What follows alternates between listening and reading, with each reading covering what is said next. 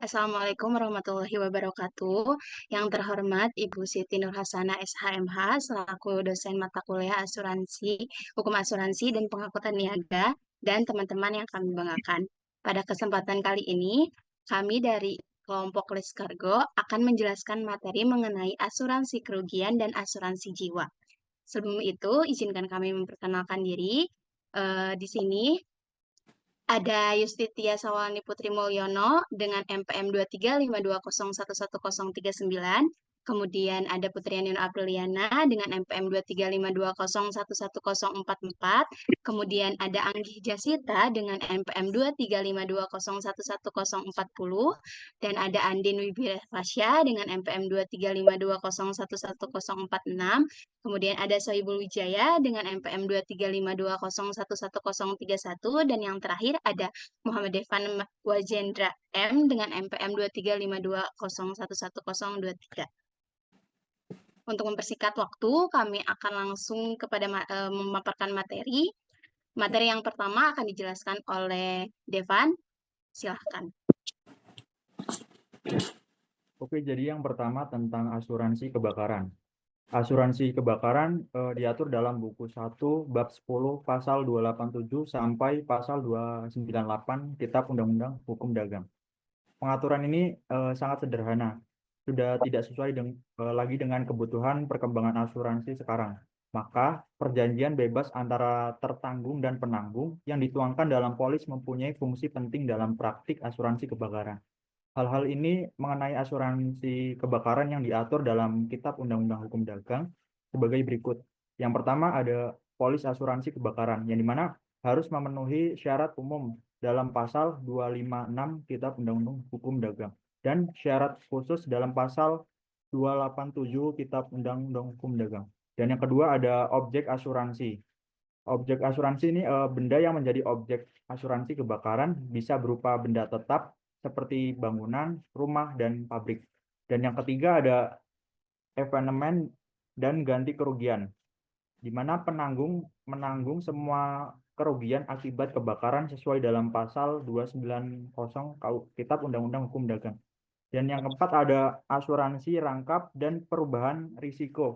Dalam ketentuan syarat umum mengenai asuransi rangkap, penanggung menetapkan dalam polis standar asuransi kebakaran bahwa pada waktu pertanggungan ini dibuat, tertanggung wajib memberitahukan penanggung jika ada pertanggungan lain di atas objek yang sama. Dan yang terakhir ada janji khusus untuk gedung hak milik tertanggung bisa meminta perjanjian khusus terkait ganti rugi. Mungkin itu saja, bisa dilanjutkan oleh teman saya.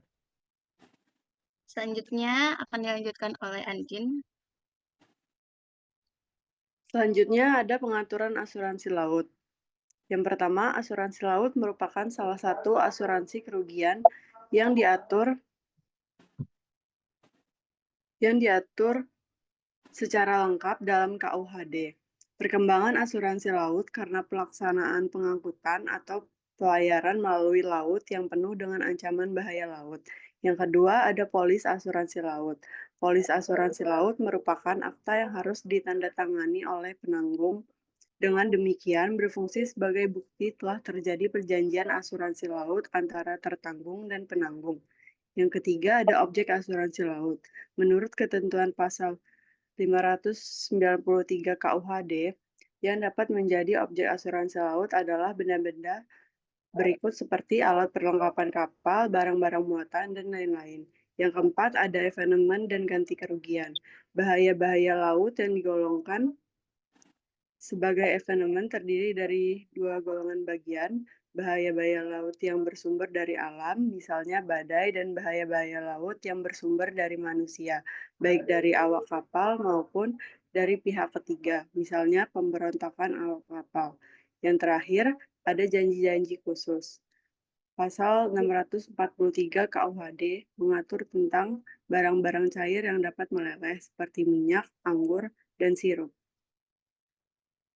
Akan dilanjutkan oleh rekan saya. Selanjutnya akan dilanjutkan oleh Anggi. Silakan. Yaitu selanjutnya ada asuransi tanggung jawab. Yang pertama, asuransi dan tanggung jawab. Asuransi merupakan upaya yang dapat dimanfaatkan untuk mengatasi kemungkinan timbul kerugian akibat terjadi peristiwa yang tidak pasti dan tidak diinginkan. Yang kedua, polis asuransi tanggung jawab. Asuransi tanggung jawab tidak diatur dalam undang-undang asuransi, tetapi dapat berkembang dalam praktik perasuransian. Polis ini ditandatangani oleh penanggung dan berfungsi sebagai alat bukti tertulis bahwa telah terjadi asuransi tanggung jawab antara tertanggung dan penanggung. Yang ketiga, objek asuransi tanggung jawab. Wujud tanggung jawab seorang adalah penggantian kerugian akibat perbuatan yang merugikan orang lain. Objek asuransi tanggung jawab adalah benda asuransi dan kepentingan yang melekat atas benda asuransi. Yang terakhir ada evenement dan ganti kerugian. Dalam setiap asuransi selalu ada evenement dan akibat yang ditimbulkan adalah kerugian. Dalam asuransi tanggung jawab, evenement adalah perbuatan melawan hukum. Selanjutnya akan dilanjutkan oleh teman saya. Selanjutnya akan dijelaskan oleh Yusti. Asuransi kendaraan bermotor. Asuransi kendaraan bermotor tidak memiliki pengaturan khusus dalam KUHD, sehingga mengikuti ketentuan umum asuransi kerugian dalam KUHD. Selain memenuhi pasal 256 KUHD, polis harus mencantumkan syarat khusus yang berlaku bagi asuransi kendaraan bermotor. Nomor 1 yaitu premi dan risiko. Premi harus dibayar agar risiko beralih ke penanggung kecuali disepakati lain. Lalu, resiko yang ditanggung mencakup kerugian atau kerusakan kendaraan dan tanggung jawab terhadap pihak ketiga. Risiko yang tidak ditanggung atau eksonerasi membatasi tanggung jawab penanggung. Yang kedua, kewajiban tertanggung, yaitu melaporkan kecelakaan atau pencurian dalam 3 hari, melakukan upaya perlindungan kendaraan, menguasakan tuntutan pihak ketiga kepada penanggung, menggunakan penasihat hukum yang ditunjuk penanggung jika ada tuntutan pidana. Lalu, yang ketiga yaitu kerugian ganti kerugian dan ganti kerugian. Tertanggung wajib melaporkan asuransi lain yang berlaku atas kendaraan yang sama. Ganti rugi akan memperhitungkan premi yang masih terhutang. Lalu yang keempat ada penyelesaian sengketa. Jika perselisihan tidak terselesaikan dalam 30 hari melalui musyawarah, dapat dilanjutkan ke jalur hukum. Lalu yang kelima, berakhirnya asuransi. Polis dapat dibatalkan kapan saja oleh kedua belah pihak. Asuransi berakhir jika kendaraan berpindah tangan, terjadi kerugian total, atau masa asuransi habis. Lalu selanjutnya akan dijelaskan oleh rekan saya. Selanjutnya mengenai asuransi jiwa akan dijelaskan oleh Sohibul.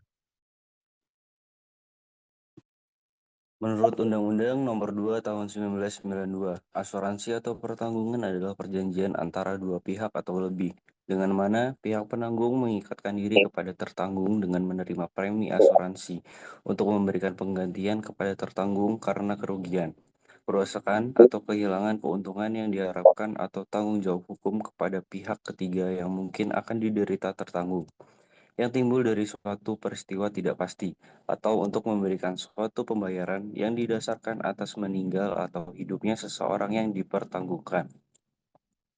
Menurut Kitab Undang-Undang Hukum Dagang atau KUHD, dalam KUHD asuransi jiwa diatur dalam buku 1 bab 10 pasal 302, pasal 308 KUHD. Jadi hanya 7 pasal. Akan tetapi tidak satu pasal pun yang memuat rumusan definisi asuransi jiwa. Dengan demikian, sudah tepat jika definisi asuransi dalam pasal 1 angka 1 Undang-Undang Nomor 2 Tahun 1992 dijadikan titik tolak pembahasan dan ini ada hubungannya dengan ketentuan pasal 302 dan pasal 303 KUHD yang membolehkan orang mengasuransikan jiwanya. Kemudian, polis asuransi jiwa. Yang pertama, bentuk dan isi polis. Asuransi jiwa harus dibuat secara tertulis dalam bentuk polis sesuai pasal 255 KUHD. Isi polis mencakup tanggal dibuatnya asuransi, nama tertanggung dan orang yang jiwanya diasuransikan, jangka waktu asuransi, jumlah santunan yang akan dibayarkan jika terjadi evenement, premi yang harus dibayar oleh tertanggung secara berkala. Yang kedua, pihak-pihak dalam asuransi jiwa. Penanggung, pihak yang menanggung resiko dan membayar santunan jika terjadi evenement. Tertanggung, pihak yang membayar premi dan memiliki polis. Terakhir itu penikmat, pihak ketiga yang menerima manfaat asuransi, bisa berupa ahli waris atau pihak yang ditunjuk oleh tertanggung. Kemudian akan dilanjutkan Selanjutnya, oleh rekan saya. akan dijelaskan oleh saya yang ada evenement dan santunan. Yang pertama, evenement dalam asuransi jiwa. Dalam pasal 304 KUHD yang mengatur tentang isi polis, tidak ada ketentuan keharusan mencantumkan evenement dalam polis asuransi jiwa. Berbeda dengan asuransi kerugian, pasal 256 ayat 1 KUHD mengenai isi polis mengharuskan pencantuman bahaya-bahaya yang menjadi beban penanggung. Evenement ini hanya satu, yaitu ketidakpastian kapan meninggalnya seseorang, sebagai salah satu unsur yang dinyatakan dalam definisi asuransi jiwa. Karena evenement ini hanya satu, maka tidak perlu dicantumkan dalam polis. Yang kedua, uang santunan dan pengembalian. Uang santunan adalah jumlah yang wajib dibayar oleh penanggung kepada penikmat dalam hal meninggalnya tertanggung sesuai dengan kesepakatan yang tercantum dalam polis. Penikmat yang dimaksud adalah orang yang ditunjuk oleh tertanggung atau orang yang menjadi ahli warisnya sebagai yang berhak menerima dan menikmati santunan sejumlah uang yang dibayar oleh penanggung. Selanjutnya,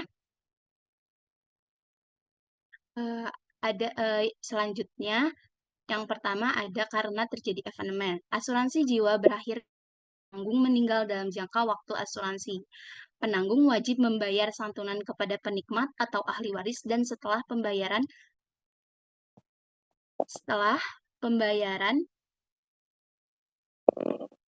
penikmat atau ahli waris dan setelah pembayaran asuransi dinyatakan berakhir. Yang kedua, karena jangka waktu berakhir.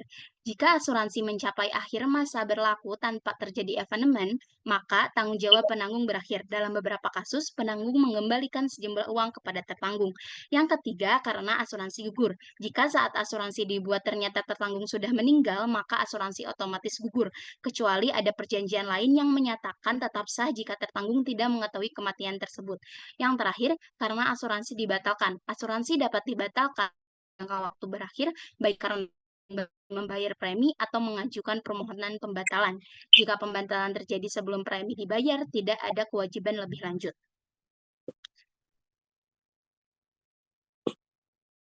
Segitu saja yang dapat kami sampaikan. Mohon maaf apabila ada salah-salah kata. Terima kasih. Wassalamualaikum warahmatullahi wabarakatuh. Waalaikumsalam warahmatullahi wabarakatuh. Wabarakatuh. Wabarakatuh.